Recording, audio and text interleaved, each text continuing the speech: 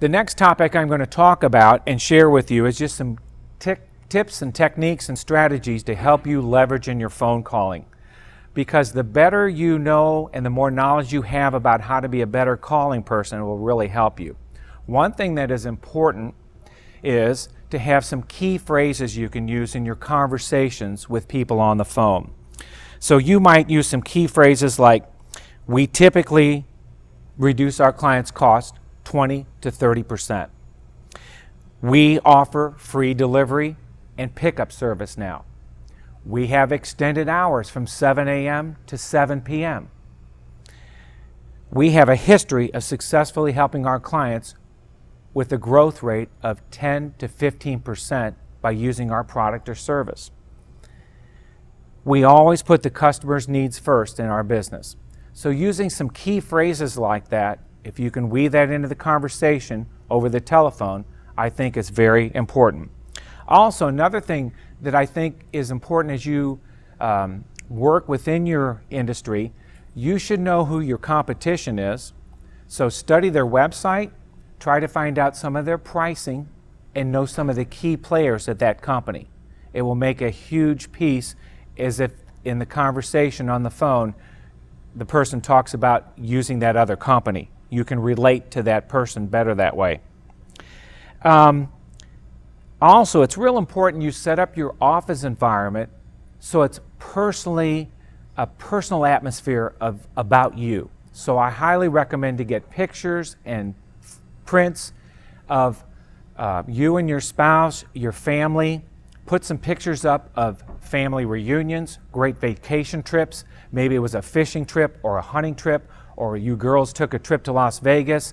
But have some pictures and prints that can help motivate, inspire, and fire you up as you're making phone calls. Because phone calling, telemarketing, is the first step to set up that meeting for you to continue the sales process of what you're doing.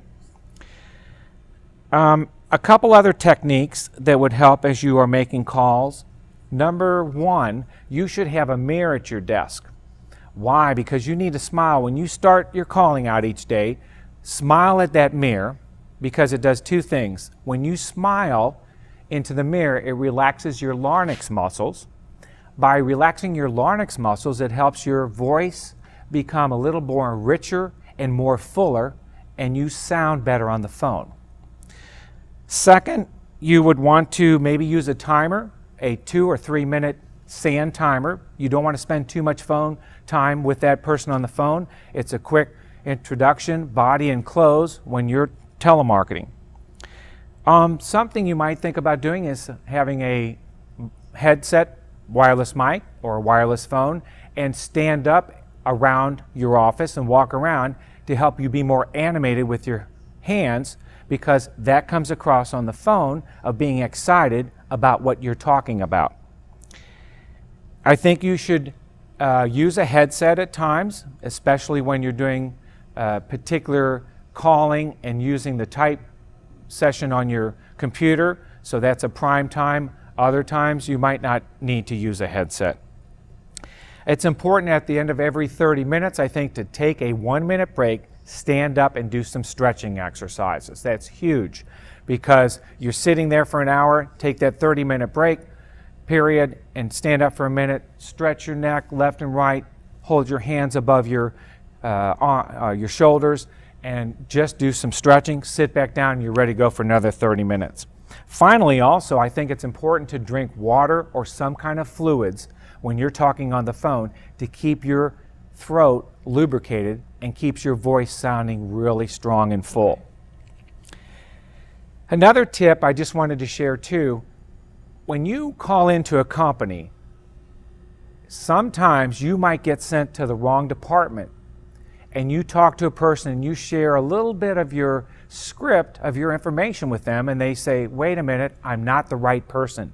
You need to talk to Betty Klinker in marketing.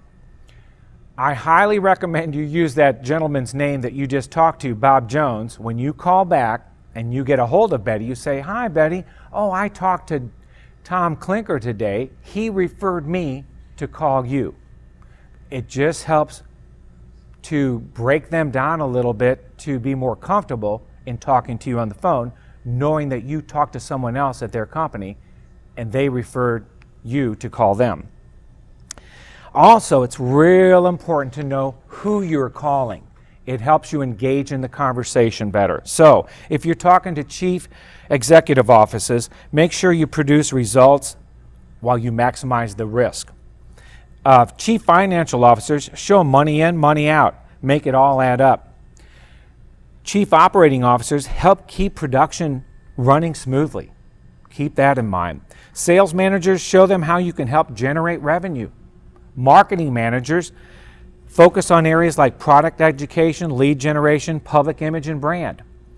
Chief information officers, that IT director, you want to keep it simple, offer services that ease his pain and help with his time crunch. Educational leaders, assist them to be able to smooth the pathway and prepare to wait for committee process approval.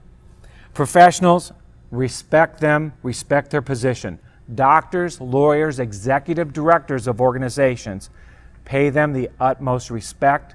It's huge and it'll make a big difference for you. Sole business owners, help them save time and money and stay in business. And entrepreneurs, they're usually very successful, so understand their unique needs, let them have their way. And finally today, I just wanted to share an important concept. As a salesperson or business owner, you really should know the rule of thirds.